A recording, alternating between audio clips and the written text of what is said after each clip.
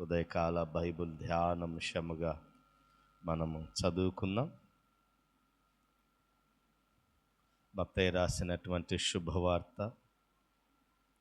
28వ అధ్యాయము 19వ వచనాన్ని మనము చదువుకుందాం.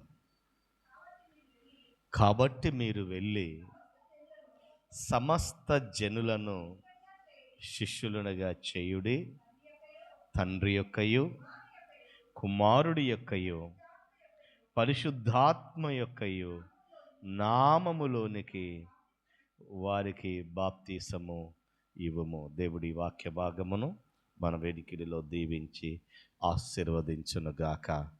ప్రార్థన చేసుకుందాం. దేవుడు ఉదయకాల సమయంలో తన వాక్యపు వెలుగులో మనలందరినీ కూడా దర్శించున్నట్లుగా తన జీవం కలిగిన వాక్కుల చేత ఉదయకాల సమయంలో ప్రభు మనల్ని సన్నుతించులాగున ప్రతి మాట మన హృదయాలకు అర్థమవులాగున పరిశుద్ధాత్మ దేవుడు తన కృపచేత ప్రేరేపించులాగున ఆయన సన్నిధి నీలో నాలో పనిచేయులాగున అట్టి ఆత్మ వివేక హృదయ జ్ఞానమును ప్రభు మనకు ప్రసాదించులాగున దేవా నీ సన్నిధిలో తండ్రి నీ సత్యమైన జీవము కలిగిన రెండంచులు కలిగిన ఖడ్గమైన మీ వాక్యమును బట్టి స్తోత్రాలు వందనాలు నాయన. మా ఆత్మలను రక్షించుటకు శక్తి కలిగిన వాక్యమును నాయన సాత్వికముతో అంగీకరించే మంచి మనస్సును మంచి హృదయములను నాయన మాకు దయచేయండి. మేము వినువారు మాత్రమై ఉండి మమ్మల్ని మేము మోసపుచ్చుకొనకుండా వాక్యానుసారంగా జీవించే కృప తండ్రి నీ పిల్లలైన మా అందరికీ మీరు అనుగ్రహించమని ప్రార్థన చేస్తున్నాం నాయన. మీ కొందనాలు పరిశుద్ధాత్మ దేవుడా, నీ దీన సేవకుని తండ్రి నీ సిలువ చాటును మరుగుపరచండి. నాతో మా అందరితో మీరు మాట్లాడమని ప్రార్థన చేస్తున్నాయన. ఆశతో తండ్రి నీ సన్నిధికి చేరి వచ్చినటువంటి బిడ్డలందరినీ బట్టి మీ కొందనాలు కృతజ్ఞతాస్తుతులు చెల్లిస్తూ యేసుక్రీస్తు వారి నామములో ఈ ప్రార్థన అడిగి వేడుకొనుచున్నాము తండ్రి. ఆమేన్, ఆమేన్, ఆమేన్. క్రీస్తునందు ప్రియమైన దేవుని సంగమ, ఉదయకాల సమయములో ఆరాధనకి చేరి వచ్చినటువంటి దేవుని పిల్లలైన మీ అందరికీ యేసుక్రీస్తు వారి నామములో నా హృదయపూర్వకమైనటువంటి వందనాలు చెల్లిస్తున్నాను. Praise the Lord. హల్లెలూయా, హల్లెలూయా.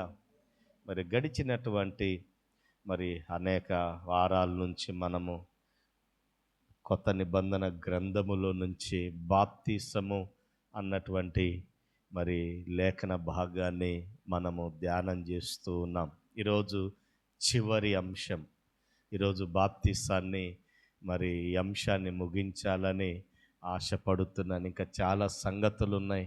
మృతుల కొరకైన బాప్తీసం అంటే ఏంటో, అగ్ని బాప్తీసం అంటే మనం చూసాం. మనం అనేకమైనటువంటి సందర్భాలు లేఖన భాగములో మనం చూస్తున్నాం. కానీ ఈరోజు గడిచినటువంటి వారం నుంచి గడిచిన 4 వారాల నుంచి మనము ధ్యానిస్తున్నటువంటి 6 విషయాలు మనం ఇప్పటి వరకు ముగించుకున్నాం. ఎన్ని విషయాలు ముగించాం? 6 విషయాలు మనం ముగించుకున్నాం. మొదటిది బాప్తీసం అనగా నేమి అన్నటువంటి మాట. రెండోది బాప్తీసము ఎందుకు తీసుకోవాలి. 3 ఎప్పుడు తీసుకోవాలి. 4 ఎలా తీసుకోవాలి. 5 చిన్న పిల్లలు బాప్తీసము తీసుకోవచ్చా. 6 ఏ నామములో మనము బాప్తీసము తీసుకోవాలని 6 విషయాలు మనము చూసాం. తండ్రి యొక్కయు కుమారుడి యొక్కయు పరిశుద్ధాత్మ నామములోనికి బాప్తీసం తీసుకోమన్న. నామములోనికంటే ఆయన స్వభావములోనికి, ఆయన అధికారములోనికి, ఆయన గుణ లక్షణాలలోనికి, ఆయన గుణాతిశయమును ప్రచురము చేయు నిమిత్తము ఆయన ఏం చేయమన్నాడంటే బాప్తీసము తీసుకోమన్నటువంటి సందర్భాన్ని మనం చూసాం. తండ్రి పేరు ఏంటో చూసాం. తండ్రి పేరు ఏం పేరు? ఆయన ఏమని పిలవమన్నాడు యేసుక్రీస్తు? పాత నిబంధనలో మనం చూసాం తండ్రి పేరు ఒక్కొక్క సందర్భములో ఒక్కొక్క విధంగా ఆయన గుణము. 3 నిర్గమకాండం 3:13 ఏం చెప్పాడు ఆయన పేరు? నేను ఉన్నవాడను అనువాడను అన్నాడు. నిర్గమ 6:2 ఏం చెప్పాడు? నేను సర్వశక్తి కలిగిన దేవుడని అన్నాడు. నిర్గమకాండం 15:3 ఏం చెప్పాడు? ఆయన యుద్ధశూరుడని చెప్పాడు. ఇర్మియా గ్రంథంలో ఏం చెప్పాడు? 16 చివరి వచనంలో 21లో ఏం చెప్పాడు? బలశౌర్యము కలిగినటువంటి వాడు. 33లో మనం 1-2 వచనాలు ఏం చేస్తున్నాం? మాట నెరవేర్చువాడు, మాటను స్థిరపరచువాడు, మాటని నిర్మించినటువంటి వాడు. యెషయా గ్రంథం 52:6 అంటాడు కదా, నేను ఉన్నాను అన్నటువంటి వాడను. ఇలా తండ్రి పేర్లు మనం చూసాం, ఎన్నో పేర్లు చూసాం. కానీ యేసుక్రీస్తు వారి భూమి మీదకి వచ్చి తండ్రిని ఎలా పరిచయం చేశాడు? నేను నా తండ్రి నామమున వచ్చినన్నాడు. ఆ తండ్రి నామమును వచ్చినటువంటి యేసుక్రీస్తు వారు తండ్రిని ఎలా పరిచయం చేశాడంటే, ఇక నుంచి మీరు ఏమని పిలవాలి అంటే తండ్రి అని పిలవాలి. సమాజానికి ఎలా పరిచయం చేశాడు యేసుక్రీస్తు ప్రభుల వారిని? తండ్రి అన్నాడు. మరి యేసుక్రీస్తు పేరేంటి? యేసుక్రీస్తు పేరు ఎవ్వరికి తెలియదు. ఆయనకి ఎన్ని పేర్లు ఉన్నాయో చూసాం. ఇప్పుడు పరిశుద్ధాత్మ దేవుడు ఎవరి నామములో వచ్చాడు? యేసు ప్రభు నామములో పరిశుద్ధాత్మ దేవుడు వచ్చినటువంటి సందర్భాన్ని మనము చూసాం లేఖన భాగములో. పరిశుద్ధాత్మకు ఉన్నటువంటి స్వభావం ఏంటి? యేసుక్రీస్తులో ఉన్న గుణాలే ఎవరిలోకి వచ్చాయి? పరిశుద్ధాత్మ దేవునిలోనికి వచ్చాయి. అదొక పెద్ద బ్యానర్ అని చెప్పాను. తండ్రి, కుమార, పరిశుద్ధాత్మ దేవుడు అనేది ఒక పెద్ద బ్యానర్. ఆ పెద్ద బ్యానర్లో వీటన్నిటిని బట్టి బాప్తిసం ఇయ్యలేము గనక సర్వోన్నతుడు, ఉన్నవాడు, అనువాడు, మాట స్థిరపరచువాడు, మాట నెరవేర్చువాడు నామములో నీకు బాప్తిసం ఇస్తున్నాం అని అనలేం కదా. ఆశ్చర్యకరుడు, ఆలోచనకర్త, బలవంతుడైన దేవుడు, నిత్యుడగు తండ్రి, సమాధాన అధిపతి అయిన పేరు కలిగిన ఆయన నామంలో నీకు బాప్తిసం. ఇన్ని పేర్లు చెప్పగలమా మనం? తండ్రి, కుమార, పరిశుద్ధాత్మ బాగుందా? ఈ పేర్లన్నీ అని బాప్తిసం ఇస్తే బాగుంటుందా? తండ్రి, కుమార, పరిశుద్ధాత్మ నామములో ఏం తీసుకోమన్నాడు? బాప్తిసము తీసుకోమన్నాడు. మనం చూస్తున్నాం. యెషయా ఒక మాట అన్నాడు. యెషయా గ్రంథములో 6వ అధ్యాయములో యెషయా ఏమన్నాడు తెలుసా? ఏమన్నా అత్యున్నత సింహాసనం మీద ఆసీనుడైన దేవుణ్ణి చూసి ఏమన్నాడంటే, పరిశుద్ధుడు ఏమన్నాడు? పరిశుద్ధుడు, పరిశుద్ధుడు, పరిశుద్ధుడు. ఎన్నిసార్లు అన్నాడు? 6 సార్లు అనొచ్చుగా, 7 సార్లు అనొచ్చుగా. బైబిల్లో ప్రతి మాటను కూడా మనం జాగ్రత్తగా ఆలోచన చేయాలి. పరిశుద్ధుడు, పరిశుద్ధుడు, పరిశుద్ధుడు అని 3 సార్లు అన్నాడు కానీ పొడిగించలేని దాన్ని.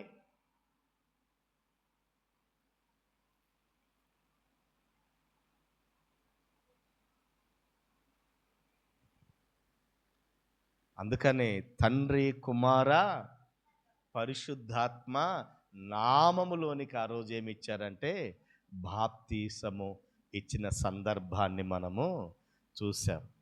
మనం ప్రకటించినటువంటి రీతిగా అన్నీ అర్థమైపోయినాయి కదా మీకు బాప్తిసం గురించి. 6 విషయాలు చెప్పాను కదా, 6 విషయాలు అర్థమైనాయా మీకు? బాప్తిసం అనగానేమి అర్థమైందా? 2 బాప్తిసము ఎందుకు తీసుకోవాలి? అర్థమైంది. ఎందుకు తీసుకోవాలి చెప్పండి. ఒక 3 విషయాలు చెప్పండి. 3 చెప్పాను కదా. 1 పాప క్షమాపణ, 2 రక్షణ, 3 పరిశుద్ధాత్మ అనే వరాన్ని. ఆ తర్వాత ఏం ఆలోచన చేశాం? ఎప్పుడు తీసుకోవాలి, ఎలా తీసుకోవాలి, ఎప్పుడు తీసుకోవాలి చెప్పాను, ఎలా తీసుకోవాలో కూడా చెప్పేశాను. చిన్నపిల్లలు తీసుకోవచ్చా? చిన్నపిల్లలకు పాప క్షమాపణ, మారు మనసు అంటే తెలియదు కాబట్టి చిన్నపిల్లలు బాప్తిసం అనేది తీసుకోకూడదని మనం చూసాం. ఏ నామములో తీసుకోవాలో మనము చూసాం. ఈరోజు 7వదిగా బాప్తిసము ఆజ్ఞన ఆచారమా అని మాటను మనం చూస్తున్నాం. ఇంతకీ బాప్తిసము ఆచారమా లేకపోతే ఆజ్ఞన? సాంప్రదాయంగా తీసుకోవాలా బాప్తిసము?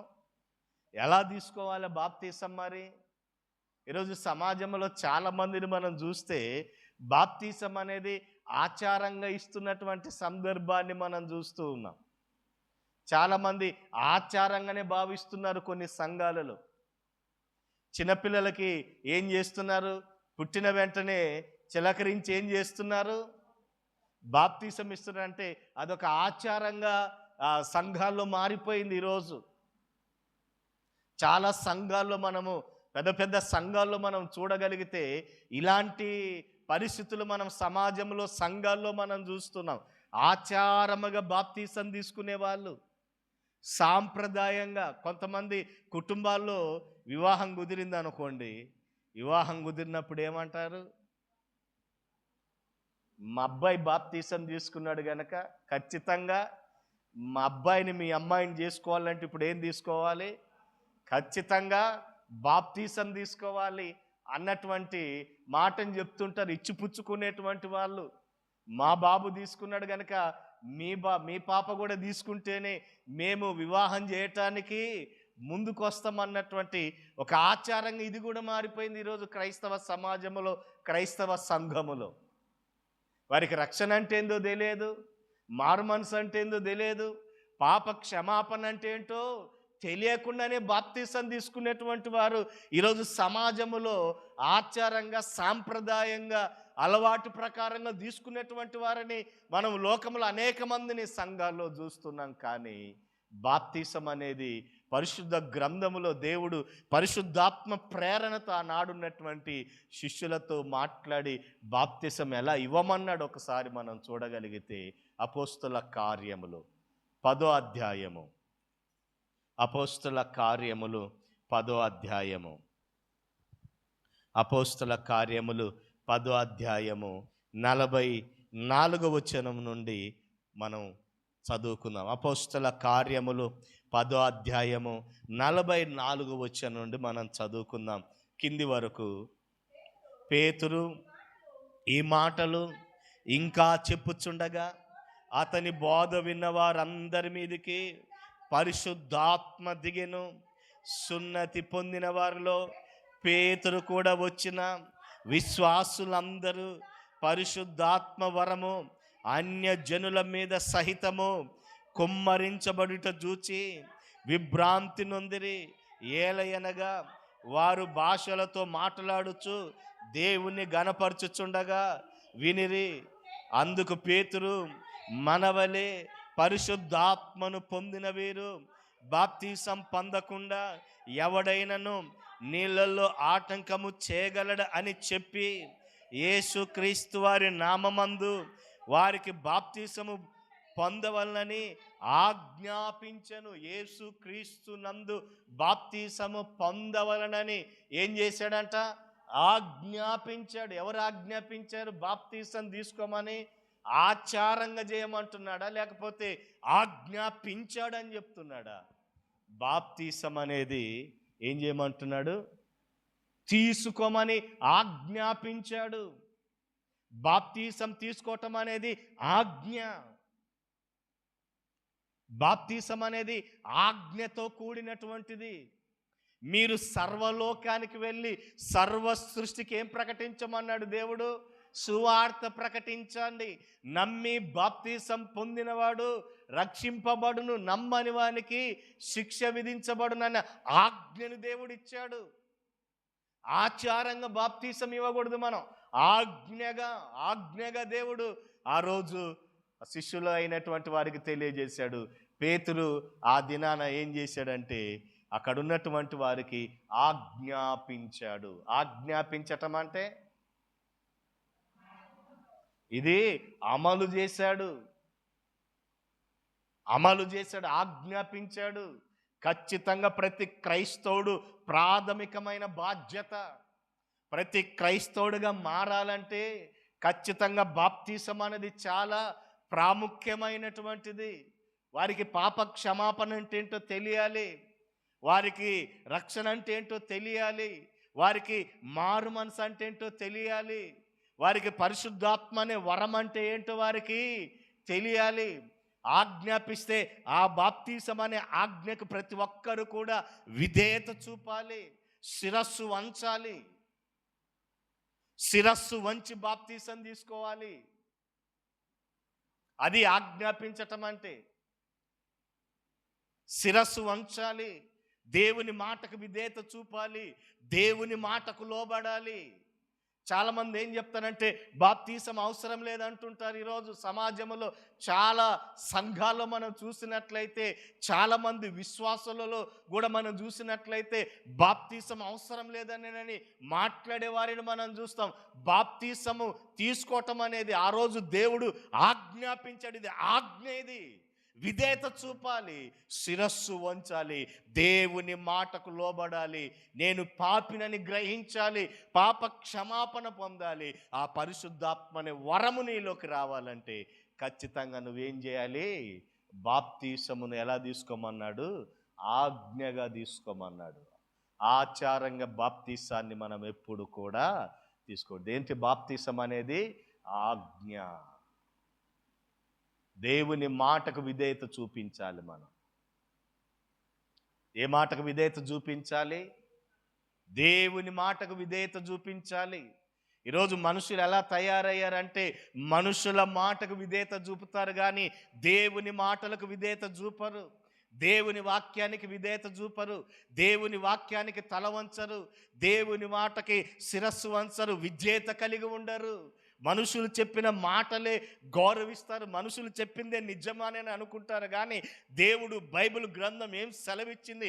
బైబిల్ బాప్తిసం తీసుకోమన్నదా, తీసుకోకూడదన్నాడా, దేవుడు ఏం చెప్పాడన్న ఆలోచన ఈరోజు సమాజంలో లేకుండా అపవాది భ్రమపరచు ఆత్మ వారి మనోనేత్రాలకి గుడ్డితనాన్ని కలగజేసి అపవాది ఏం చేస్తుంది తెలుసా?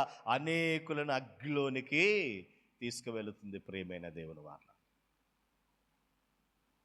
నీకు పరిశుద్ధాత్మ వరం నీకు కావాలి కదా, నీకు పాప క్షమాపణ కావాలి కదా, రక్షణ అనేది నీకు రావాలంటే శిరస్సు వంచాలి, దేవుని మాటకి విధేయత చూపాలన్నటువంటి మాటను చూస్తున్నాం. అందుకనే పేతురు ఏమన్నాడంటే ఆ రోజు ఆజ్ఞాపించాడు. ఏం చేశాడు? ఆజ్ఞాపించాడు. ఎవరు ఆజ్ఞాపించింది? ఆజ్ఞాపించింది ఎవరు? తీసుకోమని దేవుని సేవకుడు. ఎవరి మాటను బట్టి చెప్పాడు ఈ మాట? దేవుని మాటను బట్టి చెప్పాడు. పరిశుద్ధాత్మ దేవుడు పేతురు మీద ఆవరించి ఉన్నప్పుడు, పరిశుద్ధాత్మ దేవుడు పేతురు మీద కుమ్మరించబడ్డప్పుడు పేతురు ఈ మాట చెప్తున్నాడు, ఆజ్ఞాపించాడు. ప్రతి ఒక్కరు విధేయత చూపారు. ఒక్క రోజులోనే ఎన్ని వేల మంది బాప్తీసం తీసుకున్నారు? ఆ రోజు 3,000 మంది బాప్తీసం తీసుకున్నటువంటి తర్వాత ప్రియమైన దేవుని వారు, ఎంత ప్రాముఖ్యమైనది బాప్తీసం అనేది. ఇశ్రాయేలులకు సున్నతి అనేది పాత నిబంధనలో చాలా ప్రాముఖ్యమైనటువంటిది. కొత్త నిబంధనలో దేవుని పిల్లలైనటువంటి వారికి బాప్తీసం అనేది చాలా ప్రాముఖ్యమైనది. ఇశ్రాయేలు ప్రజలు సున్నతి చేసుకోకపోతే ఆ రోజు దేవుడు ఎంత సీరియస్గా ఉన్నాడో, కొత్త నిబంధనలో బాప్తీసం తీసుకోకపోయినా కూడా దేవుడు అంతే సీరియస్గా ఉన్నాడు. సున్నత్ అనేది ఒకనాడు ఇశ్రాయేలు ప్రజలకు మాత్రమే, బాప్తీసం అనేది సర్వలోకంలో ఉన్న ప్రజలందరికీ బాప్తీసం అనేది. అందుకని ప్రతి ఒక్కరు కూడా దేవుని మాటకి ఏం చూపించాలి? విధేయత. ఆజ్ఞ ఇచ్చాడు. ఏమిచ్చాడు ఆయన?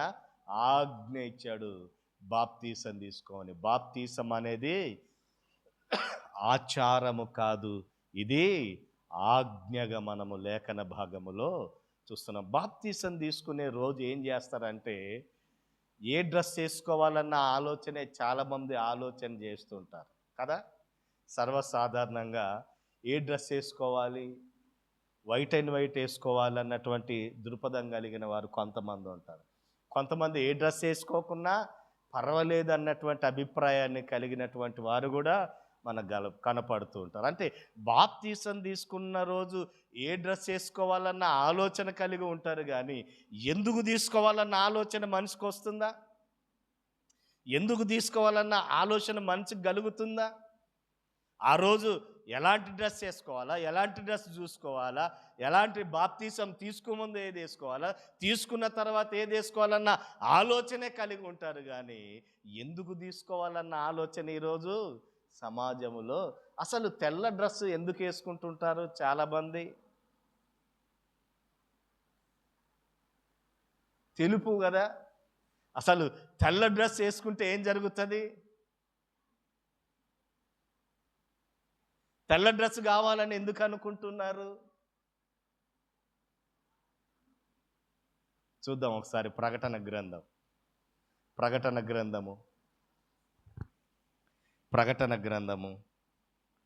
7వ అధ్యాయము. ప్రకటన గ్రంథము 7వ అధ్యాయము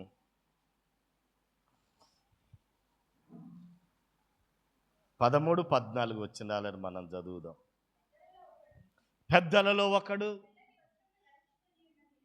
తెల్లని వస్త్రములు ధరించుకున్నది ఎవడు, ఎక్కడ నుండి వచ్చిరని నన్ను అడిగిరి.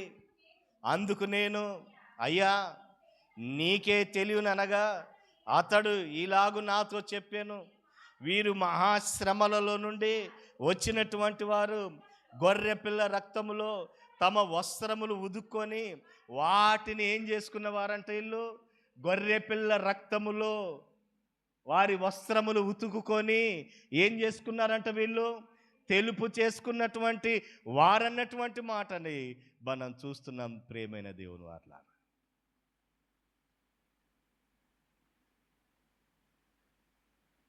ఏ రక్తములో తెలుపు చేసుకున్నారంట వారి వస్త్రాలని?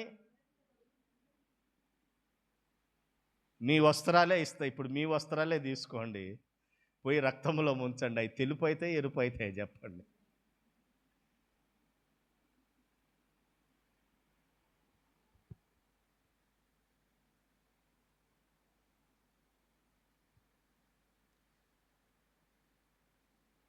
టైడ్ అవాక్కయ్యారా అంటారు కదా. టైడ్ సర్ఫ్ ఉంటుంది కదా, టైడ్ సర్ఫ్ ఆడు అడ్వర్టైజ్మెంట్ ఇస్తే ఏమైపోతారు? మీరు అవాక్కయ్యారా అంటారు. అవాక్కు కావాల్సిందే మనం. ఇప్పుడు ఎర్రని రక్తంలో ఇప్పుడు ఏమవుతున్నాయంట? వస్త్రాలు తెల్ల వస్త్రాలుగా మారుతున్నాయంట. ఏసేబు అంగి దేంట్లో ముంచారు చెప్పండి అన్నలు? ఏసేబు అంగిని దేంట్లో ముంచారు? రక్తంతో ముంచారు. రక్తంతో ముంచితే తండ్రి దగ్గరికి తీసుకెళ్తే ఎర్రగా కనపడా, తెల్లగా కనపడ్డాయా చెప్పండి? ఎర్రగానే కనపడ్డాయి, తెల్లగా గాలే.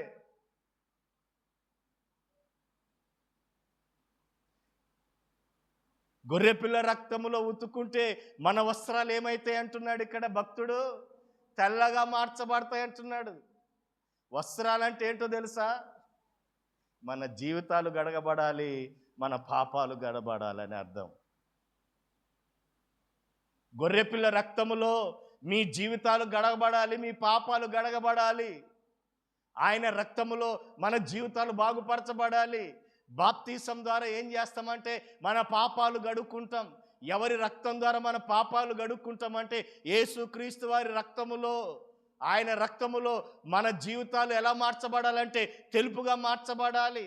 మన జీవితాలు బాగుపరచబడాలి. మన జీవితాలు క్రీస్తు రక్తం చేత కడుక్కోవాలి అన్నటువంటి విషయాన్ని జ్ఞాపకం చేస్తున్నాడు.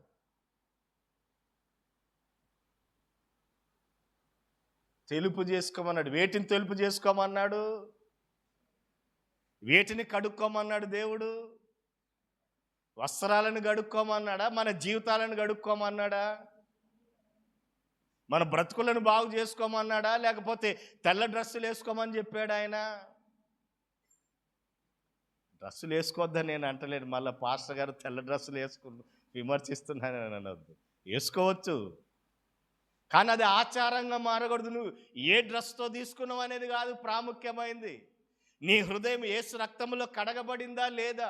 నీ జీవితం బాగుపరచబడిందా లేదా, నీ పాపాలు క్రీస్తు రక్తములో కడుక్కున్నారా లేవా అన్నటువంటి నీ వస్త్రాలు కడగబడాలి, నీ బ్రతుకు మార్చబడాలి, నీ జీవితం మార్చబడాలి, నీకు మారు మనసు అనే అనుభవంలోనికి నువ్వు రావాలి. బాప్తీసం తీసుకున్నావంటే నీ బ్రతుకు మార్చబడాలి, ఆయన రక్తంలో నా పాపాలు కడగబడాలి. ఈరోజు చాలామంది జీవితంలో మనం చూసినట్లయితే బాప్తీసం తీసుకున్న 2 వారాలు దేవుని మందిరానికి వస్తారు. ఇక బాప్తీసం తీసుకున్న 2 వారాల తర్వాత ఇక వాళ్ళు మందిరానికే రారు, ఇక కనపడరు వాళ్ళు.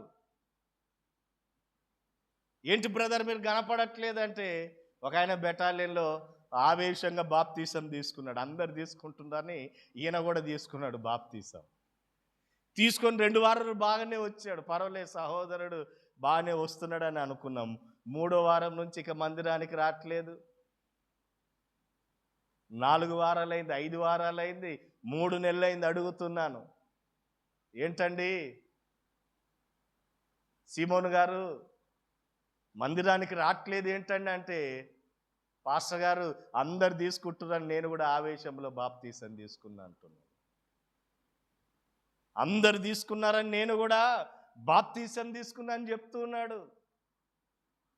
బాప్తీసములో మన జీవితాలు మార్చబడాలి, బాగుపడాలి. కానీ బాప్తీసం తీసుకున్న నాటి నుండి క్రమంగా దేవుని మందిరానికి రావాలి, దేవుని సన్నిధికి రావాలి, నా పాపాలు కడగబడ్డాయన్నటువంటి ఆలోచన ప్రతి వ్యక్తికి కూడా రావాలి. దినమెల్ల పాపాలు గడగబడాలా, లేకపోతే ఒక్కసారి గడగబడితే మంచిదా? ప్రతిరోజు మన పాపాలు ఒప్పుకోవాలా, లేకపోతే దేవుని సన్నిధికి వచ్చి ఇంకొక్కసారి నా కొరకు ఆయన బలైపోయాడు గనక ఇక జీవితంలో నేను బాప్తీసం తీసుకున్నాను గనక నేను ఎన్ని పాపాలు చేసి నీకేం కాదనుకొని పాప క్షమాపణ పొందకుండా ఆయన శరీరంలో రక్తంలో చేయవేయకుండా బ్రతికామనుకో ఆ పాపముకు క్షమాపణ ఉంటుందా? ఒకసారి ఆలోచన చేయండి. మీ నీతి క్రియలు ఎలాంటి అన్నాడు దేవుడు? మన క్రియలు ఎలాంటి అంట? నీ గుడ్డలు ఎలాంటి అంటున్నాడు? నీ వస్త్రాలు ఎలాంటి అంటున్నాడు? మురికి గుడ్డల వంటివి.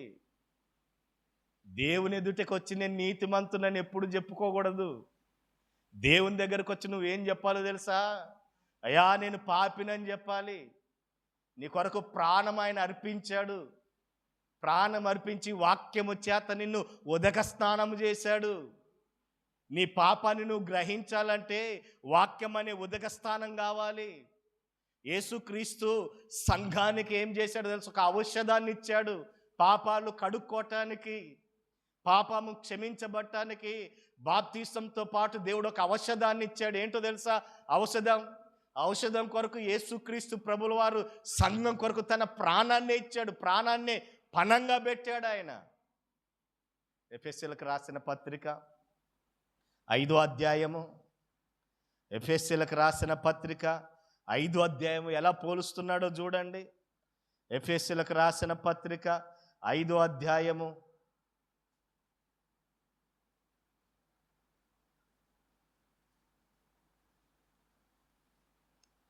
25 నుంచి 27 మధ్యలో రాయబడిన మాటను మనం చూసినట్లయితే, ఎఫెసీ పత్రిక 5వ అధ్యాయము 25 నుంచి 27, పురుషులారా మీరును మీ భార్యను ప్రేమించుడి, అటువలే క్రీస్తు కూడా దేన్ని ప్రేమించాడంట?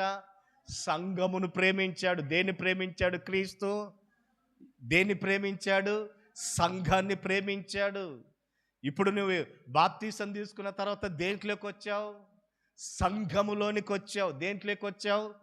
బాప్తీసం తీసుకున్న తర్వాత దేంట్లోకి వచ్చావు నువ్వు? కొన్ని సంఘాలలో మెంబర్షిప్ ఉంటుంది, 30 రూపాయలు, 50 రూపాయలు, 100 రూపాయలు. ఆ మెంబర్షిప్ కడితే, ఆ 50 రూపాయలు, 100 రూపాయలు కడితే వారు ఏమవుతారు? ఆ సంఘ సభ్యులు అవుతారు. కానీ ప్రపంచానికి ఒకే ఒక సంఘం ఉంది. ఆ సంఘం ఏంటంటే క్రీస్తు సంఘము. ఏ సంఘం అది? క్రీస్తు సంఘము. దీనికి మెంబర్షిప్ లేదు, ఏం లేదు. బాప్తీసం తీసుకున్న ప్రతి ఒక్కరు కూడా ఏ సంఘములోనికి వస్తున్నారు? క్రీస్తు సంఘములోనికి వస్తున్నారు.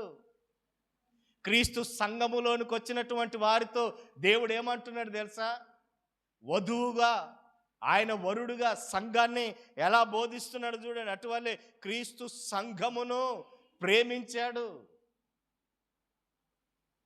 దేన్ని ప్రేమించాడంట? క్రీస్తు సంఘమును ప్రేమించాడు. సంఘానికి శిరస్సు ఎవరు? సంఘానికి శిరస్సు ఎవరు? యేసుక్రీస్తు ప్రభు. ఆ శిరస్సుకు అవయవాలు ఎవరు? బాప్తీసం పొంది క్రీస్తు సంఘములోనికి వచ్చిన వారు అవయవాలు. ఎవరైతే బాప్తీసం పొంది క్రీస్తు సంఘములోనికి వచ్చాడో శిరస్సు యేసుక్రీస్తు ప్రభు అయితే మనందరము కూడా ఏమైపోతాం? అవయవాలము. అవయవమైనా ఎప్పుడైనా బలహీనత పడుతుంటుందా? సినన్న మెడికల్ ఫీల్డ్లో ఉన్నాడు కదా. ఏ అవయవమైన బలహీన పడుతుంటుందా? శరీరంలో ఇన్ని అవయవాలు ఉన్నాయి కదా, ఇన్ని అవయవాల్లో ఏ అవయవమైన బలహీన పడుతుందా? ఖచ్చితంగా బలహీనం అనేది ప్రతి ఒక్కరికి ఉంటుంది. సంఘములో కూడా అనేక మంది బలహీనులు అవుతూ ఉంటారు. అనేక సందర్భాలలో వారికి వస్తున్న పరిస్థితులను బట్టి బలహీనులు అవుతూ ఉంటారు. బాప్తీసం తీసుకున్న తొలినాళ్ళలో చక్కగానే ఉంటారు, వాక్యానుసారంగా జీవిస్తారు, వాక్యానుసారంగా బ్రతుకుతారు, ప్రార్థనలో ఎదుగుతారు, ప్రార్థనలో జీవిస్తారు, సంఘ సహవాసంలో పాల్గొంటారు. కానీ కొన్ని పరిస్థితులను బట్టి ఒక్కొక్కసారి సంఘములో ఉన్నటువంటి ఈ శరీరానికి లేకపోతే ఈ అవయవానికి ఒక్కొక్కసారి బలహీనత వచ్చి సంఘములో ఏమైపోతారు? వీళ్ళు బలహీనులుగా మార్చబడతారు. బలహీనులుగా మార్చబడ్డటువంటి ఈ అవయవానికి కావాల్సింది ఏంటంటే క్రీస్తు సంఘమును కొరకు ఏం చేశాడంట ఆయన? మాట కింద మనం చూసినట్లయితే ఈ బలహీనమైన ఈ సంఘానికి, బలహీనమైన ఈ అవయవాలకు ఏం కావాలంటున్నాడు ఆయన? సంఘమును ప్రేమించి ఆ సంఘమునుకున్న కలంకమైనను ముడత అయినను అట్టిది మరి ఏదైనను లేక పరిశుద్ధమైనదిగాను నిర్దోషమైనదిగాను మహిమగల సంఘముగాను ఆయన తన ఎదుట దానిని నిలబెట్టుకోవాలని వాక్యముతో ఉదక స్నానము చేసి, దేనితో ఉదక స్నానం చేపిస్తున్నాడు సంఘానికి? సంఘములో ఏ అవయవమైన తప్పిపోయింది అనుకోండి, సంఘములో ఏ అవయవమైన పాపములో పడిపోయింది అనుకోండి, సంఘములో ఏ అవయవమైన పాపములో బలహీనతలో పడిపోయింది అనుకోండి, ఆ పడిపోయిన అవయవాన్ని సరిచేసేదేంటి? ఉదక స్నానము. ఉదకం అంటే నీరు. ఉదకం అంటే ఏంటి? నీరు. ఉదక స్నానము చేయబడాలి. దేని చేత ఉదక స్నానము చేయబడాలి? వాక్యము చేత కడుక్కోవాలి.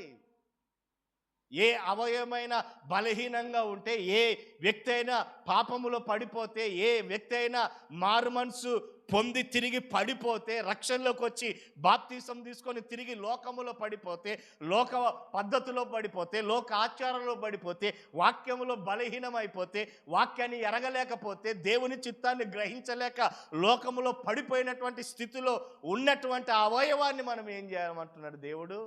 తిరిగి ఉదక స్నానము చేయాలి. ఏం చేయాలంట? ఉదక స్నానం అంటే నీరు. నీళ్ళతో ఏం చేయాలా? వాక్యము. నీరంటే ఏంటి?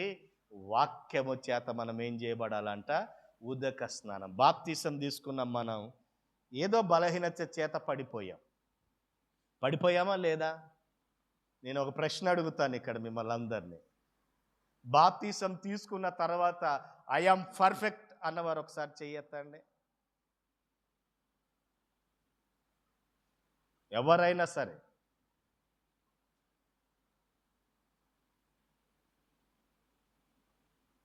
ఈ శరీరానికి బలహీనతలు ఏ విధంగా అయితే ఉంటాయో, మన ఆధ్యాత్మిక జీవితంలో ఏముంటాయి? ఏదొక బలహీనత అపవాది ఏదొక రూపంగా మనల్ని పడేయాలనుకుంటాడు, ఏదొక రూపంగా మనల్ని నెట్టివేయాలనుకుంటాడు అపవాది తంత్రమే అది, అపవాది క్రియలే అలాంటివి. అందుకనే ప్రతి దినము మనం ఏం చేయాలంటే ఉదక స్నానము చేయబడాలి. ఏం చేయబడాలి? ఉదక స్నానం. దేంతో ఉదక స్నానం చేయబడాలి? వాక్యముతో ఉదక స్నానం చేయాలి. మన పాపాలు కడగబడాలంటే దేంతో కడబడతాయి? వాక్యము ద్వారా మన పాపాలు కడగబడాలంటే మన జీవితాలు సరిచేయబడాలి. ప్రియమైన దేవుని వారలారా, గొర్రెపిల్ల రక్తంతో పాపాలు కడుక్కున్నాం. పాపాలు కడుక్కొని దేవుని మందిరంలోనికి వచ్చిన, దేవుని సంఘములోనికి, క్రీస్తు సంఘములోనికి వచ్చినటువంటి మనము ఈ శరీరంలో దేనికైనా బలహీనత వస్తే ఆ బలహీనతను దేంతో కడుక్కోవాలని చెప్పాడంటే వాక్యం అనే ఉదక స్నానము చేత ఆ బలహీనత మనం కడుక్కోవాలి. భక్తుడైన దావీదు ఏమన్నాడు తెలుసా? 119వ కీర్తన 11వ వచనంలో ఏమన్నాడంటే, నీ ఎదుట నేను పాపము చేయకుండానట్లు నా హృదయములో నీ వాక్యాన్ని ఉంచుకొని ఉన్నాను. ఏం చేయకుండా ఉండటానికి? నీ ఎదుట నేను పాపము చేయకుండా ఉండునట్లు నా హృదయములో ఏముంచుకున్నాను అంటున్నాడు? వాక్యాన్ని ఉంచుకొని ఉన్నాను. వాక్యాన్ని ఉంచుకున్న మన హృదయంలో వాక్యం ఉంటే పాపం చేయం. ఒకవేళ పాపం చేసే మా సంఘములో ఒక అవయవం పాపములో బలహీనతలో పడిందా, అయితే ఇప్పుడు ఆ సంఘానికి, ఆ వ్యక్తికి ఏం కావాలంటే వాక్యం అనే ఉదక స్నానము కావాలి. వాక్యం అనే ఉదక స్నానములో అతడు తన జీవితాన్ని సరిచేసుకోవాలి. మురికైన నీ జీవితాన్ని వాక్యం ద్వారా కడుక్కోవాలి. మురికిగా ఉన్న నీ బ్రతుకును వాక్యం ద్వారా కడుక్కోవాలి. బలహీనమైన నీ బ్రతుకును వాక్యం ద్వారా కడుక్కోవాలి. నీ చెడుతనాన్ని వాక్యం ద్వారా కడుక్కోవాలి. ఇర్మియా గ్రంథంలో అంటాడు కదా, 17వ అధ్యాయం 9వ వచనంలో, హృదయం అన్నిటికంటే మోసకరమైనది, అది ఘోరమైన వ్యాధి కలది. ఈ వ్యాధి కలిగిన ఈ మోసకరమైన హృదయమును దేంతో కడుక్కోమంటున్నాడు దేవుడు? దాని కొరకు ప్రాణం పెట్టాడంట ఆయన. సంఘం కొరకు ప్రాణం పెట్టాడు ఆయన. సంఘం కొరకు ప్రాణం పెట్టిన ఈ సంఘములో ముడతైనను డాలైనను ఏది లేకుండా దానికోసము దేవుడు మనకిచ్చినటువంటి అతి శ్రేష్టమైనది ఏంటంటే మళ్ళా మనం బాగుగాటానికి దేవుని వాక్యం. ఏం కావాలి మనకి? దేవుని వాక్యం కావాలి. వాక్యము చేత సంఘములో బలహీనులైనటువంటి వారు ఏం చేయాలంట? వాక్యము చేత. అందుకని అదే కదా అన్నాడు. ఎలా పోల్చాడు? యేసుక్రీస్తు ప్రభువారు సంఘమును ఎలా పోల్చాడు? ఇదిగో సంఘానికి ఏముంది అంటున్నాడు? అది కలంకమైనను ముడతైనను అట్టిది మరి ఏదైనను లేక పరిశుద్ధమైనదిగాను నిర్దోషమైనదిగాను మహిమగల సంఘముగాను ఆయన తన ఎదుట నిలవబెట్టవలనని వాక్యము చేత ఉదక స్నానము చేసి దానిని పవిత్రపరిచి పరిశుద్ధ పరచుటకై. ఉదక స్నానము చేసి పవిత్రపరిచి ఏం చేశాడంట ఆయన? పరిశుద్ధపరిచాడు. ఎవరిని? సంఘాన్ని. సంఘములో ఏముంది? సంఘం అంటే ఎవరము? బాప్తీసం తీసుకొని క్రీస్తు రక్తములో కడగబడి దేవుని మందిరములకు వచ్చిన మన అందరం ఇప్పుడు దేంట్లో ఉన్నామో? సంఘములను. ఈ సంఘానికి శిరస్సు ఎవరు? యేసుక్రీస్తు. అయితే అవయవాలం ఎవరము? మనము. ఈ అవయవాల్లో ఏ అవయవమైన బలహీన పడింది అనుకో, పాపములో పడిపోయింది అనుకో, ఇప్పుడు ఈ అవయవానికి ఏం కావాలి? వాక్యం అనే ఉదక స్నానం కావాలి. ఆ ఉదక స్నానం ఇప్పుడు ఏం చేయాలి? మనిషిని పవిత్రపరచాలి. పవిత్రపరిచేదానిగా దేవుని వాక్యాన్ని ఆ రోజు యేసుక్రీస్తు ప్రభుల వారు ఎఫెసీ సంఘానికి చెబుతూ వాక్యము చేత మీరేం కావాలంటున్నాడు? ఉదక స్నానము చేయాలన్నటువంటి మాటని మనము చూస్తున్నాం. ప్రియమైనటువంటి దేవుని సంఘము, ఇప్పుడు చెప్పండి, బాప్తీసము ఆజ్ఞన ఆచారమా? అంటే బాప్తీసం అనేది ఖచ్చితంగా తీసుకోవాలా తీసుకోకూడదు? ఖచ్చితంగా బాప్తీసం అనేది తీసుకోవాలి. ప్రియమైన దేవుని వాళ్ళారా, బాప్తీసం లేకుంటే ఏం లేదు చెప్పండి. ఇప్పుడు బాప్తీసం లేకపోతే ఏం లేదు మనకి? పాప క్షమాపణ లేదు. 2 రక్షణ లేదు. 3 పరిశుద్ధాత్మ అనే వరము మన జీవితంలో ఉండదు. ఈరోజు సమాజంలో ఏమంటారు? బాప్తీసము అవసరం లేదండి అని చెప్పి వాళ్ళు కనపడ్డరా? మీకు కనపడ్డరా? ఎంతమందిని చూస్తాం మేము? ఎంతమంది వస్తారు మా దగ్గరికి? సేవకులం కాబట్టి సేవకునికి చెప్తే, సంఘములో చెప్తే అందరూ మోసపోవచ్చు అని ఫస్ట్ అటాక్ ఎవడి మీద చేస్తాడు? సంఘ కాపరి మీదనే చేస్తాడు. ఎవరి మీద చేస్తాడు? సంఘ కాపరి మీదనే చేస్తాడు. సంఘానికి అసత్యాన్ని చెప్పాను అనుకో, నేను సంఘం అంతా ఏమైపోతుంది? ఇప్పుడు సంఘం అంతా ఏమైపోతుంది? అసత్యములోనికే వెళ్తుంది. పాస్టర్ గారు ఏది చెప్తే అదే నిజం అనుకుంటారుగా. మనకున్న లక్షణం ఏంటంటే పాస్టర్ గారు చెప్పిందే నిజం అనుకుంటాం, కానీ బైబిల్ని ఎప్పుడు మనము కూడా పరిశీలించాం. అందుకని యేసుక్రీస్తు వారు ఏమన్నారు తెలుసా? మార్కు సువార్త 4వ అధ్యాయము, మార్కు సువార్త 4వ అధ్యాయం 24 వచ్చిన ఒకసారి చదువుదాం. మార్కు సువార్త 4వ అధ్యాయము 24 వచ్చిన, మరియు ఆయన మీరేమి వినుచున్నారో జాగ్రత్తగా చూచుకోండి. మీరు ఏం వింటున్నారో ఏం చేయమంటున్నాడు యేసుక్రీస్తు ప్రభుల వారు? మీరేమి వినుచున్నారో జాగ్రత్తగా చూసుకోండి. అంటే జాగ్రత్త లేకపోతే ఏమైపోతుంది అంటున్నాడు ఇక్కడ. ఒక బస్సు ఎక్కేటప్పుడు ఏం చెప్తాం మనం? జాగ్రత్త. మన ఇంటికి వచ్చి ఇంక వాళ్ళ ఇంటికి వెళ్తుంటే ఏం చెప్తాం మనం? జాగ్రత్తగా వెళ్ళండి అంటుంటాం. బైక్ మీద పోతుంటే పిల్లలకు ఏం చెప్తాం మనం? జాగ్రత్త. స్కూల్కి వెళ్తుంటే ఏం చెప్తాం మనం? జాగ్రత్త, జాగ్రత్త, జాగ్రత్త అంటున్నాం. మనం ఏం వింటున్నామో కూడా ఏం చేయమంటున్నాడు దేవుడు? జాగ్రత్తగా వినండి. ఏది సత్యమో ఏది అసత్యమో గ్రహించండి. అసత్యమైన వాటికి, కల్పన కథలకి చెవినివ్వకండి అంటున్నాడు. ఈరోజు సమాజంలో బాప్తీసం అవసరం లేదన్నటువంటి వారిని మనం చూస్తున్నాం. నోటితో ఒప్పుకో రక్షించబడతావు, ప్రార్థన చేయి రక్షించబడతావు, విశ్వాసం ఉంచు రక్షించబడతావు అన్న మాటలే చెప్తున్నారు. కానీ అంతకన్నా ప్రాముఖ్యమైనది ఏంటంటే మన పాపాలు కడుక్కోవాలి. దేంట్లో కడగబడాలి మన పాపాలు? యేసు రక్తములో మన జీవితాలు, మన పాపాలు కడగబడాలి. నీతిమంతుడు ఒక్కడును కూడా లేడని వాక్యం సెలవిస్తుంది. మన క్రియలు ఎలాంటివి అంటున్నాడు? మురికి గుడ్డల వంటివి మన జీవితాలు. ప్రియమైన దేవుని వారలారా, సంఘములో అందుకని యేసుక్రీస్తు వారు ఏం చేశాడు ఆ రోజు అంటే, ఆ సంఘం కొరకు ఏమర్పించాడు? ఆయన ప్రాణం నర్పించాడు. సంఘము అవయం బాగుపడాలంటే వాక్యం అనే ఉదక స్థానాన్ని వారికి ఇచ్చి, వాక్యం ద్వారా వారి జీవితాలను, వారి పాపాలను ఏం చేయాలన్నాడు? ఆయన కడుక్కోమన్నాడు, పరిశుద్ధపరచబడమన్నాడు ఆయన. వాక్యమే మనల్ని ఏం చేస్తుంది ఇప్పుడు? వాక్యం మనల్ని ఏం చేస్తుంది ఇప్పుడు? పరిశుద్ధపరుస్తుంది, పవిత్రపరచబడుతుంది. గొర్రె పిల్ల రక్తములో ఏం కడుక్కున్నామంట మనము? గొర్రె పిల్ల రక్తంలో ఏం కడుక్కున్నాం మనం?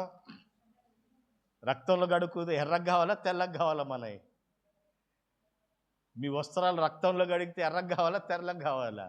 ఎర్రగానే ఉంటాయి. కానీ యేసు రక్తంలో గడుగుంటాయి ఏమైపోతాయి? తెలుపుగా మార్చబడతాయి. అందుకని చాలామంది దైవజనులే కానీ లేకపోతే విశ్వాసులే కానీ ఏం వేస్తుంటారు? తెలుపుని ఎక్కువగా లైక్ చేస్తుంటారు. కానీ ఏది వేసుకోవాలి అన్నటువంటి ఆ సాంప్రదాయాలు మనకి అవసరం ఉంది. నువ్వు ఏ డ్రెస్ వేసుకున్నా దేవుడు నిన్ను యాక్సెప్ట్ చేస్తాడు. ప్రియమైనటువంటి దేవుని సంగమా, కాబట్టి బాప్తీసం అనేది ఆజ్ఞ, ఆచారం చెప్పండి. ఇప్పుడు బాప్తీసం అనేది ఆజ్ఞ. అంటే పాప క్షమాపణ నీకు కావాలంటే నువ్వేం తీసుకోవాలి? బాప్తీసం. క్రీస్తు సంఘములోనికి నువ్వు రావాలంటే ఏం తీసుకోవాలా? బాప్తీసం తీసుకోవాలా. క్రీస్తు సంఘములో నీ బలహీనతలు కనబడాలంటే నీకేం కావాలి? వాక్యం అనే ఉదక స్థానం అనేది నీకు కావాలి. ఇది 7వ మాటగా మనం చూస్తున్నాం. ప్రియమైన మా దేవుని వారలారా, 8వ మాటగా మనం చూసినట్లయితే, రెండవసారి బాప్తీసము తీసుకోవచ్చా అన్న ప్రశ్న చాలా మందిలో ఉంటుంది కదా. రెండవసారి బాప్తీసము తీసుకోవచ్చా అన్నటువంటి ప్రశ్న అనేకులలో ఉంటుంది. బైబిల్ ఏం చెప్పిందో ఒకసారి మనం చూద్దాం.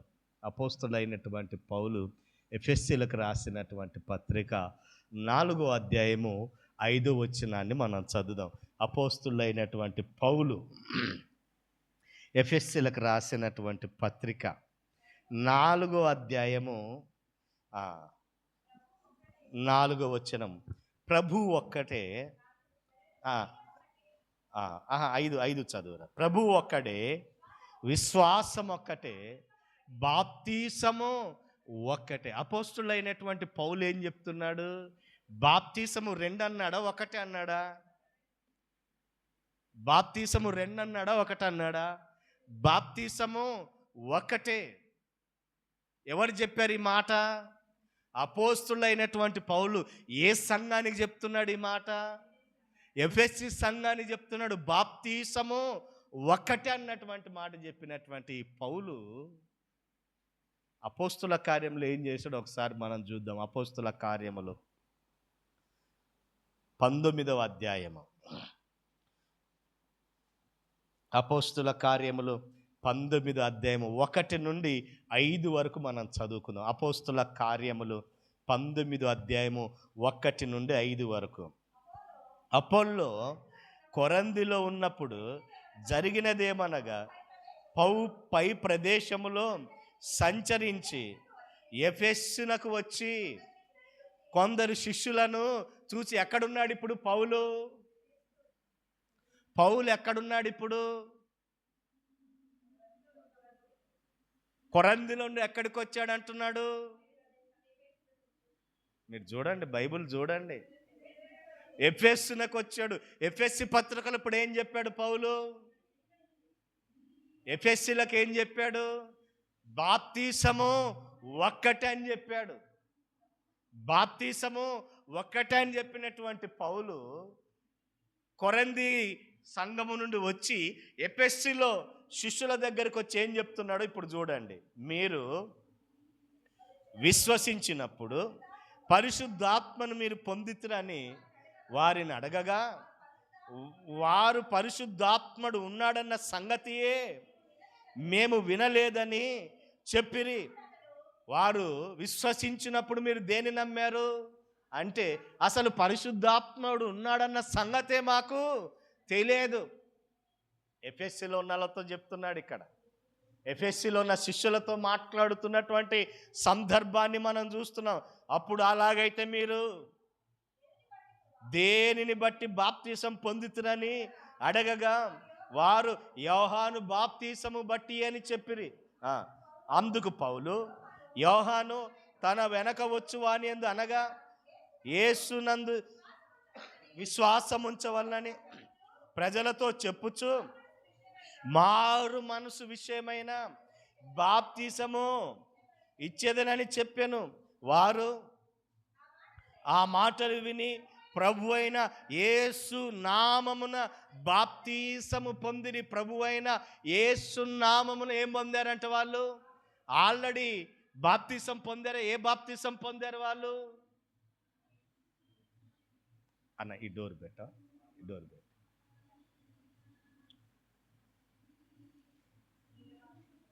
ఆల్రెడీ బాప్తీసం పొందారా వాళ్ళు? ఆల్రెడీ బాప్తీసం పొందినటువంటి వాళ్ళకే ఇప్పుడు పౌలు ఏం చెప్తున్నాడంటే, మళ్ళా మీరు ఏం చేయమంటున్నాడు? బాప్తీసం తీసుకోవాలని చెప్తున్నాడు. బాప్తీసం ఇచ్చాడు అక్కడ పౌలు స్వయంగా ఉన్నాడు. ఆయన ఇచ్చాడో తెలియదు, ఇతర దైవజనులతో ఇప్పించాడో తెలియదు, కానీ బాప్తీసం తీసుకున్న వాళ్ళకు మళ్ళా బాప్తీసం ఇచ్చినటువంటి సందర్భాన్ని మనం చూస్తూ ఉన్నాం. అంటే రెండవసారి కూడా ఏం తీసుకున్నారు వాళ్ళు? బాప్తీసము తీసుకున్నారు. 19 మళ్ళొకసారి మీరు చదవండి, ఎందుకంటే మీరు చదవకపోతే అది అర్థం కాదు. చూడండి, వారు పరిశుద్ధాత్ముడు ఉన్నాడన్న సంగతి 2వ వచనం మేము వినలేదని చెప్పినప్పుడు అతడు, అలాగైతే మీరు దేనిని బట్టి బాప్తీసము పొందితురని అడగగా, దేనిని బట్టి మీరు బాప్తీసం పొందారంటే, మేము యోహాను ఇచ్చి బాప్తీసాన్నే మేము పొందాం అంటే, వారు బాప్తీసం పొందినప్పుడు ఏం ఎరగలేదు? వారు పరిశుద్ధాత్ముడు ఉన్నాడన్న సంగతి వారు ఎరగలేదు. బాప్తీసం తీసుకున్నాం కానీ పరిశుద్ధాత్మ దేవుడు ఉన్నాడన్న సంగతి మాకు తెలియక యోహానిచ్చు బాప్తీసమే మేము తీసుకున్నాం అని చెప్పినప్పుడు, ఆ రోజు పౌలు ఏం చేశాడంటే, మీరు మళ్ళా యేసు నామములో మీరేం తీసుకోవాలి? బాప్తీసము తీసుకోవాలి. అదే పౌలు ఏం చెప్పాడు ఎఫెసీ సంఘానికి? అదే పౌలు ఏం చెప్పాడు ఎఫెసీ సంఘానికి? బాప్తీసము ఒక్కటే, ప్రభు ఒకటే కాదమ్మా, బాప్తీసము ఒక్కటే అని చెప్పినటువంటి పౌలు మరి రెండోసారి బాప్తీసం ఇచ్చాడేంటి? రెండోసారి ఎందుకు బాప్తీసం ఇచ్చాడు? వారు తీసుకున్నప్పుడు ఎలా తీసుకోలేదు? వారు సరిగా తీసుకోలేదు. ఎలా తీసుకోలేదు? తీసుకున్నప్పుడు సరిగా తీసుకోలేదు కనుక వాళ్ళ బాప్తీసము చల్లదు. చల్లని బాప్తీసాన్ని తీసుకున్నారు వాళ్ళు.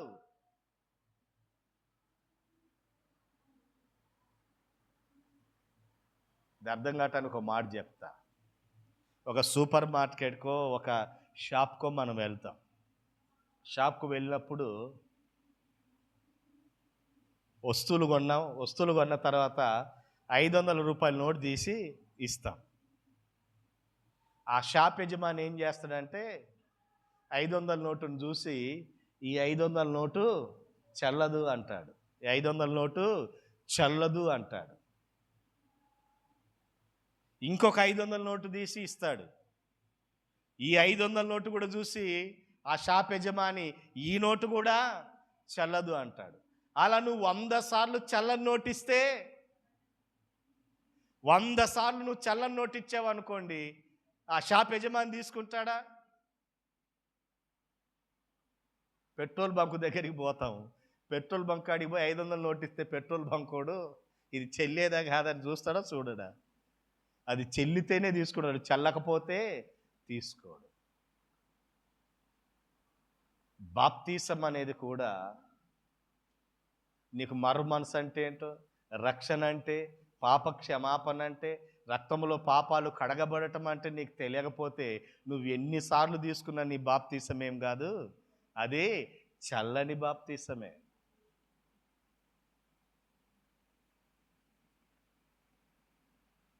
అందుకని ఆ రోజు పౌలు అడిగాడు, అయ్యా మీరు ఎలా బాప్తీసం తీసుకున్నారంటే, యోహానిచ్చు బాప్తీసమే తీసుకున్నామైతే మీరు పరిశుద్ధాత్మను పొందారు ఆ రోజు అంటే, అసలు పరిశుద్ధాత్ముడు అన్న సంగతే మాకు తెలియదు అన్నాడు. కాబట్టి ఆ రోజు పౌలు ఏం చేశాడంటే, ఏ పౌలు ఏ సంఘానికైతే బాప్తీసం ఒకటని చెప్పాడు, అదే పౌలు ఏం చేశాడంటే తిరిగి వాళ్ళని తీసుకువెళ్ళి బాప్తీసం ఇచ్చినటువంటి సందర్భాన్ని మనం చూసాం. ప్రియమైనటువంటి దేవుని సంగమా, బాప్తీసం ద్వారా ఏం కలుగుతుంది మనకి?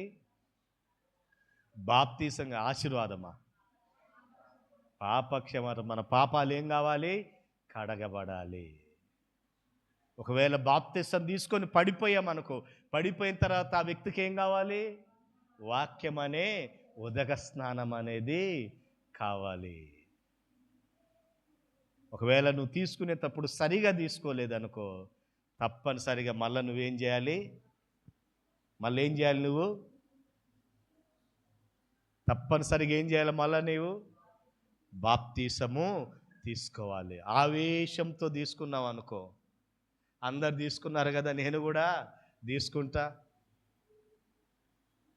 మా నాన్న నన్ను ప్రేరేపించాడు కాబట్టి నేను తీసుకున్నా, మా నాన్న నన్ను బలవంతం చేశాడు కాబట్టి నేను బలవంతంగా తీసుకున్నా, ఈ మాటలు దేవుని దగ్గర జల్లవు. నువ్వు ఎలా తీసుకోవాలంటే మారు మనసు పాప క్షమాపణ నిమిత్తం ప్రతివాడు యేసు క్రీస్తు వారి నామములో ఏం తీసుకోవాలి? బాప్తీసము తీసుకోవాలి. ప్రియమైన దేవుని వాళ్ళారా, యేసుక్రీస్తు ప్రభుల వారు బాప్తీసం తీసుకున్నాడు. యేసుక్రీస్తు వారు ఏం తీసుకున్నాడు? బాప్తీసం తీసుకున్నాడు. యేసుక్రీస్తు వారి బాప్తీసం ఒరిజినలా డూప్లికేటా? ఆయన కరెక్ట్ బాప్తీసం తీసుకున్నాడా? తప్పు బాప్తీసం తీసుకున్నాడు యేసుక్రీస్తు వారు? యేసుక్రీస్తు ప్రభుల వారు కరెక్టు బాప్తీసం తీసుకున్నారు కదా, అందరు ఫిక్స్ అయ్యారు కదా, బాప్తీసము తీసుకున్నారు. మార్కు సువార్త 1వ అధ్యాయము. మార్కు సువార్త 1వ అధ్యాయము 9వ వచనాన్ని మనం చదువుదాం. మార్కు సువార్త 1వ అధ్యాయము 9వ వచనం. ఆ దినములలో యేసు గలిలయలోని నజరేతునకు వచ్చి యోర్దానులో యోహాను చేత ఏం పొందాడంట? యోహాను చేత ఏం పొందాడంటే యేసుక్రీస్తు ప్రభుల వారు బాప్తీసము పొందెను. చాలు. దేంట్లో పొందాడు యేసుక్రీస్తు ప్రభుల వారు? నీళ్ళల్లో బాప్తీసం తీసుకున్నాడు. దేంట్లో బాప్తీసం తీసుకున్నాడు యేసుక్రీస్తు ప్రభుల వారు? నీళ్ళల్లో బాప్తీసం తీసుకున్నాడు. అంతేనా? చెప్పురా.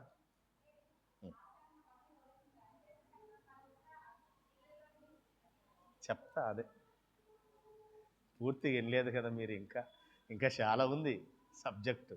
అంత వింటేనే మీకు పూర్తిగా అర్థమవుతుంది. అంటే ఆ ఎఫ్ఎస్సిలో ఉన్నటువంటి సంఘస్థులు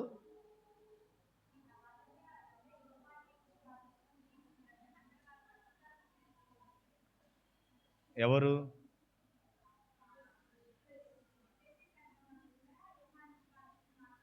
నీళ్ళలో బాప్తీసం తీసుకున్నారు, ఓకే.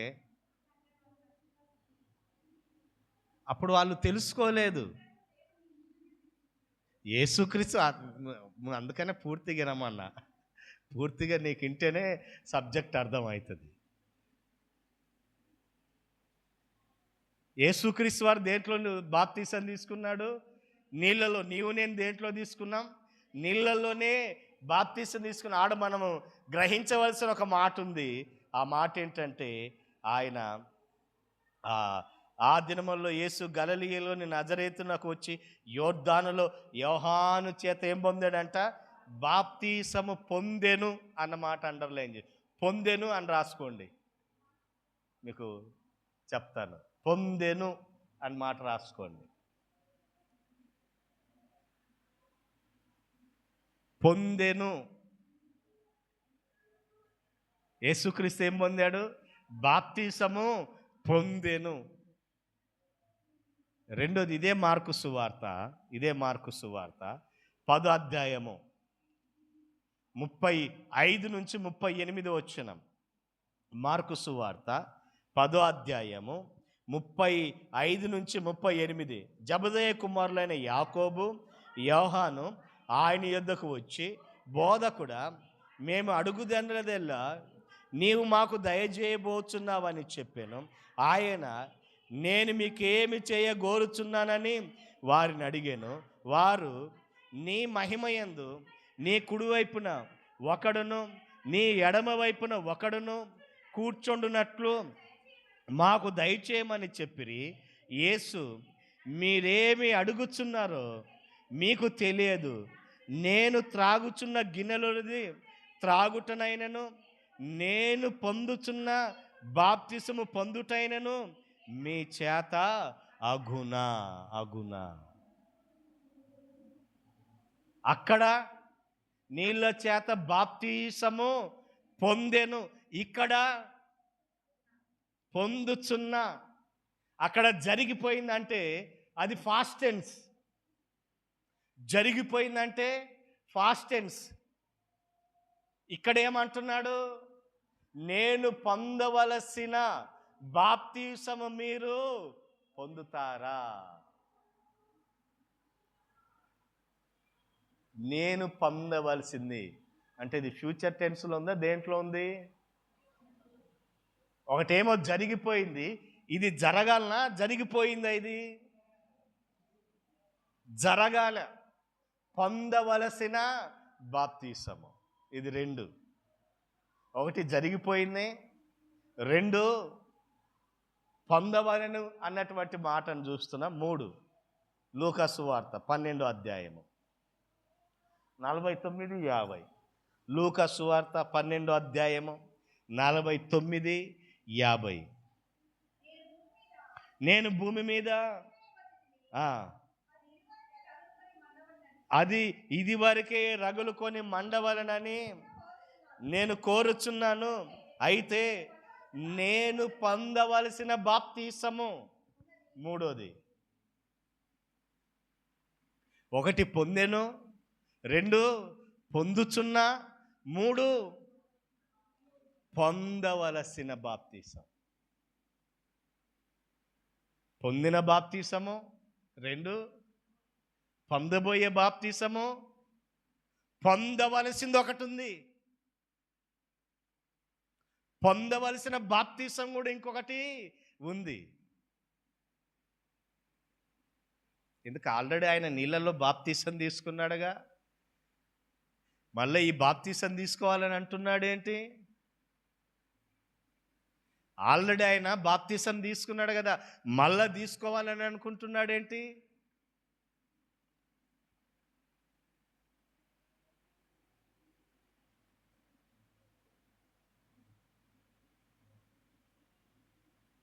మొదటిది నీళ్ళలో బాప్తిసం అయితే, రెండవ బాప్తిసము ఏంటంటే, జబదయ కుమారులైనటువంటి యాకోబును యోహాను ఇద్దరు వచ్చి అడుగుతున్నారు, అయ్యా మేము ఎక్కడ, సమయం లేదు కాబట్టి త్వరగా చెప్తాను. మేము నీ రాజ్యమందు నీ కుడి పార్శ్వన ఒకళ్ళము ఎడమ పార్శ్వన కూర్చున్నట్లు మాకు సహాయం చేయమంటే, నేను పొందవలసినది మీరు పొందగలరా, నేను తాగే గిన్నెలోనిది మీరు త్రాగగలరా అంటున్నాడు ఆయన. నేను పొందబోతున్న బాప్తిసం మీరు పొందగలరా అంటున్నాడు ఆయన.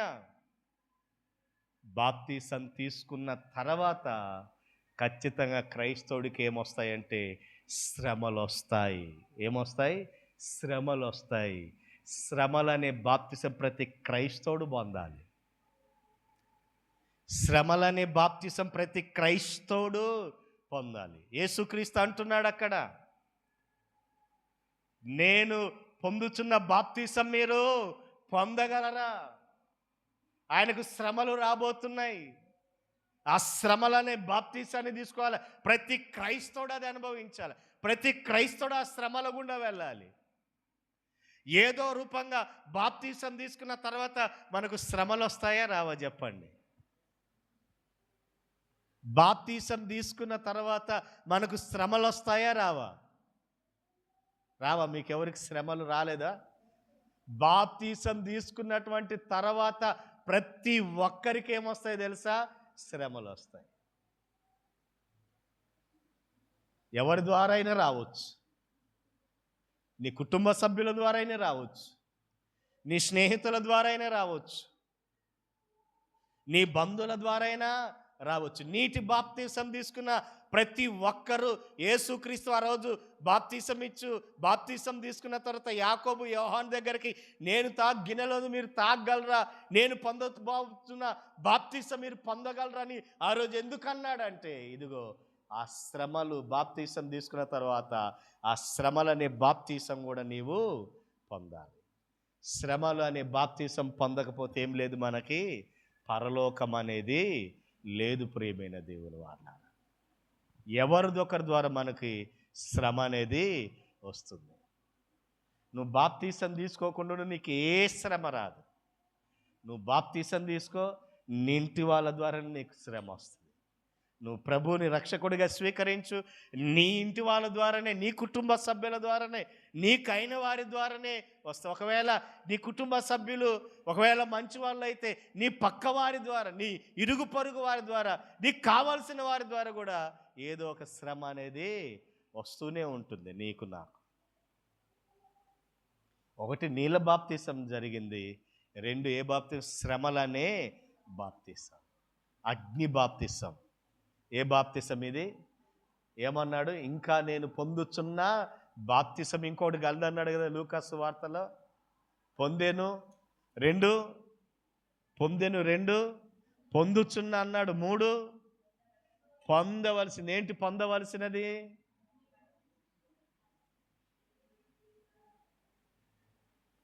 మూడోది కలువరి శిలువ మరణము. ఆయన పొందవలసిన బాప్తిసం ఏంటో తెలుసా? కలువరి శిలువ మరణం. మొదటిది నీళ్ళల్లో పొందాడు, రెండోది శ్రమలను అనుభవించి పొందాడు, మూడు కలువరి శిలువలో అది ఘోరమైన పొందుచున్న మరణం అన్నాడు. అందుకనే ఏ మరణం అంటే ఇది? పొందుచున్న మరణం.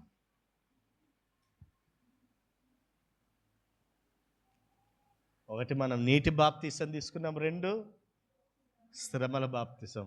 మూడో బాప్తిసం మనం తీసుకోగలమా? మూడో బాప్తిసం తీసుకోగలమా మనం? యేసు ప్రభు వారి శిలువ మరణం ఎంత ఘోరమైనదో మనకి తెలుసు. ఎంత క్రూరంగా ఆయనని శిలువ వేశారో మనకి తెలుసు. ప్రియమైనటువంటి దేవుని సంగమ, క్రూరమైన శిలువ మరణము యేసుక్రీస్తు ప్రభుల వారు పొందినటువంటి సందర్భాన్ని మనము చూసాం. ప్రియమైన వారులారా, రెండోసారి బాప్తీసం తీసుకోవచ్చా? ఏమో మాకు నమ్మకం లేదనుకుంటున్నారా? నువ్వు చల్లని బాప్తీసం ఎన్నిసార్లు తీసుకున్నా ఆ బాప్తీసము చల్లదు. ఆచారంగా తీసుకున్న బాప్తీసము చల్లదు. నీకేం రావాలి బాప్తీసం తీసుకుంటే? పాప క్షమాపణ, 2 రక్షణ, 3 పరిశుద్ధాత్మనే వరం. ఈ 3 తెలియకుండా నువ్వు బాప్తీసం తీసుకున్నావు అనుకో, ఆ బాప్తీసం చెల్లుతుందా? ఆ బాప్తీసం చెల్లుతుందా? పౌలు రెండోసారి బాప్తీసం ఇచ్చాడా? ఇయ్యలేదా? ఇచ్చాడా? చల్లని బాప్తీసం ఎన్నిసార్లు తీసుకున్నా, 500 నోటు చల్లని నోటు ఎన్నిసార్లు ఇచ్చినా షాపోడు తీసుకుంటాడా? అస్సలకే తీసుకోడు. ప్రియమైన దేవుని వారులారా, ఈరోజు ఆచారంగానో సాంప్రదాయంగానో పెళ్లి కోసమో పేరంటం కోసమో ఉద్యోగం కోసమో ఇంకా దేనికోసమో ఒకవేళ మనం బాప్తీసం తీసుకుంటున్నాం అనుకోండి, ఆ బాప్తీసం ఎలాంటి బాప్తీసమో? చల్లని బాప్తీసం. అందుకనే ఆ రోజు ఏ ఎఫెసీ సంఘానికైతే బాప్తీసం ఒక్కటే అనేది ఆ రోజు యేసు ప్రభు పౌలు భక్తుడు చెప్పాడో, అదే పౌలు ఎఫెసీ సంఘములో ఉన్న మల్ల బిడ్డలకు బాప్తీసం ఇస్తే ఏమంటున్నాడంటే, మరి ఆ రోజు మీరు విశ్వసించినప్పుడు పరిశుద్ధాత్మను పొందితిరా అంటే, అసలు పరిశుద్ధాత్ముడు ఉన్నాడన్న సంగతే మాకు తెలియదని చెప్పినప్పుడు అదే పౌలు అదే సంఘములో ఉన్న బిడ్డలకి మళ్ళా వెళ్ళి రెండోసారి బాప్తీసం ఇచ్చినటువంటి సందర్భాన్ని మనం చూసాం. ప్రియమైన దేవుని సంగమా, 8వ విషయాన్ని మనం చూసాం. 8వ విషయం ఏంటి?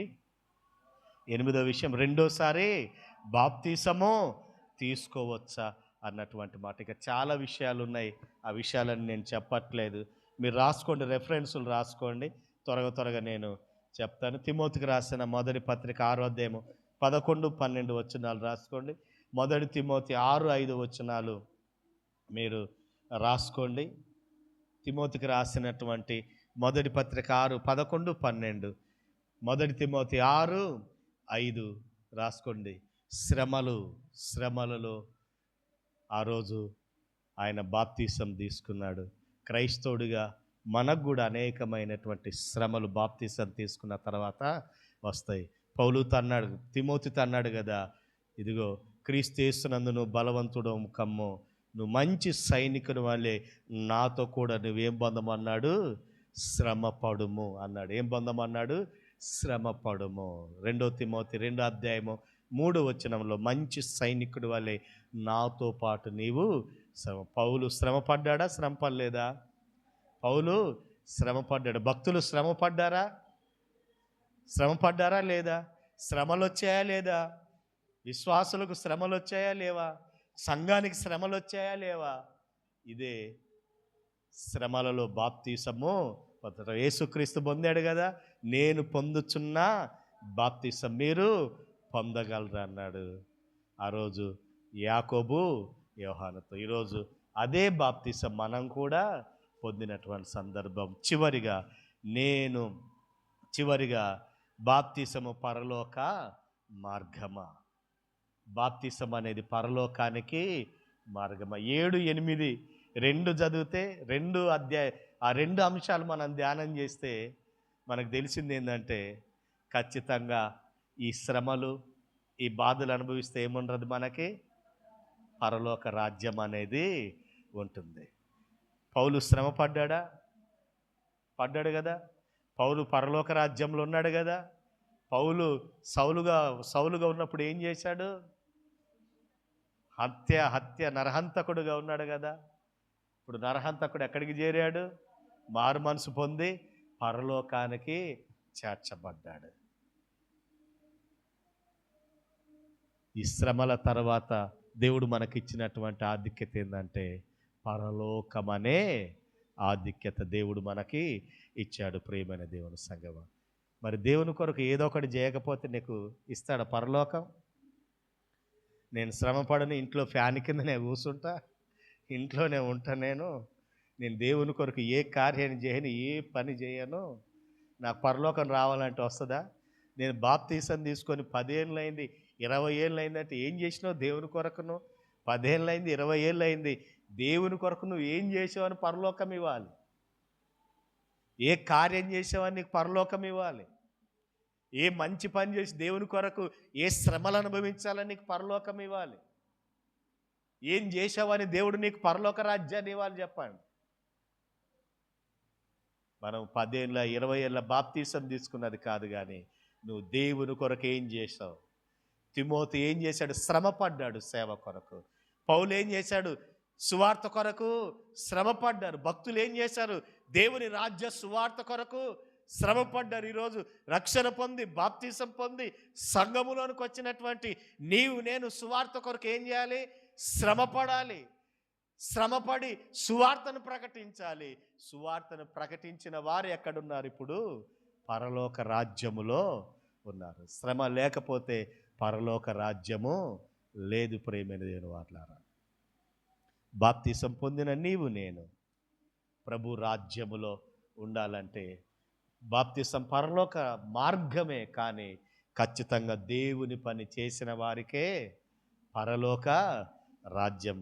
ఆనాడు శిష్యులు దేవుని పని చేశారు, ఆ రోజు అపోస్తులు దేవుని పని చేశారు, ఆ రోజు అనేక మంది భక్తిపరులు దేవుని పని చేశారు, కష్టపడ్డారు, తమ జీవితాలను సువార్త సేవ పరిచర్య కొరకు త్యాగముతో సమర్పించి వారి జీవితాలను దేవునికి సమర్పించి హతసాక్షులుగా మారిపోయారు. యేసుక్రీస్తు బ్రతికింది ఎన్ని సంవత్సరాలండి? 30 సంవత్సరాలు. ఆయన సేవ చేసింది 3.5 సంవత్సరాలు సేవ చేశాడు. 3.5 సంవత్సరాలు ఎంత చేయాలో అంత సేవను ఆయన జరిగించాడు. చేయుటకు నువ్వు నాకు ఇచ్చిన పని నేను భూమి మీద సంపూర్ణంగా చేసి తండ్రి చిత్తాన్ని నేను జరిగించానని చెప్పాడు. పరలోక సింహాసనం మీద ఇప్పుడు ఆసీనుడయ్యాడు. ఈరోజు మరి నీవు నేను మనము దేవుని కొరకు ఏం చేసాం? ఈరోజు దేవుని కొరకు ఏం చేస్తున్నాం? మనం సువార్తకి వెళ్ళేవారిని పంపడానికి సిద్ధంగా ఉన్నామా? ఎవరికైనా సువార్తను ప్రకటించి దేవుని సన్నిధికి తీసుకొస్తూ ఉన్నామా? దేవుని వాక్యాన్ని చెప్తున్నామా? మనం సువార్త కొరకు శ్రమ పడుతున్నామా? మనం ఈరోజు ఒకసారి మనము ఆలోచించాలి. మోక్ష రాజ్యం బాప్తీసం పరలోకానికి మార్గమే, కానీ ఆ పరలోక మార్గం వెళ్ళాలంటే ఖచ్చితంగా నీ జీవితంలో దేవుని కొరకు నువ్వు కార్యాలు చేయాలి. దేవుని కొరకు కార్యాలు చేయకపోతే, సువార్త ప్రకటించకపోతే, నువ్వు ఎన్ని సంవత్సరాలు రక్షించబడ్డా, నువ్వు ఎన్ని సంవత్సరాలు నువ్వు రక్షింపబడి దేవుని మందిరానికి వచ్చినా, నువ్వు ప్రభు కొరకు శ్రమ పడకపోతే, ప్రభు పరిచర్యలో నువ్వు పాలుభాగస్తుడు కాకపోతే, ప్రభు పనిలో నువ్వు లేకపోతే, ఒకరోజు దేవుడు అడుగుతాడు, నా కొరకు నువ్వేమీ చేశావంటే, ఏం చేయలేదు నాయన, ఫ్యాన్ కింద కూర్చున్నా, మళ్ళా ఇంటికి పోయినా, మళ్ళా ఫ్యాన్ కింద కూర్చున్నా, మళ్ళా ఇంటికి వచ్చినా అంటే పరలోక రాజ్యం అనేది ఉండదు. నువ్వు కొంతమందికైనా ఏం ప్రకటించాలి? సువార్త ప్రకటించాలి.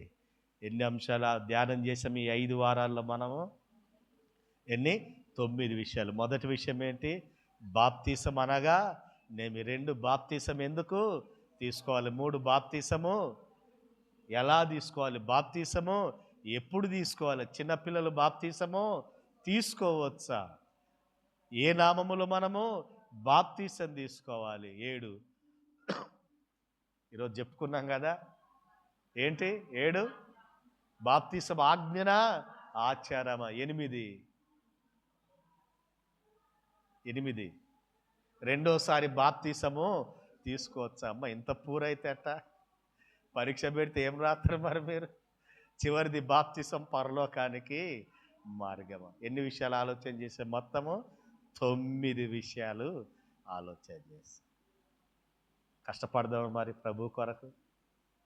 ప్రభు పరిచర్య కొరకు నిలబడదామా? యేసు పొందిన బాప్తీసం పొందుదామా మనం కూడా? నీళ్ళలో బాప్తిసం పొంది బయటకు వచ్చాం. ఆయన నీళ్ళలో బాప్తిసం పొంది బయటకు వచ్చి ఏం చేశాడు? ఆయన సువార్త కొరకు శ్రమ పడ్డాడు. మరి నేను నీళ్ళలో బాప్తిసం తీసుకొని బయటకు వచ్చాం. మరి సువార్త కొరకు మనం శ్రమ పడాలా?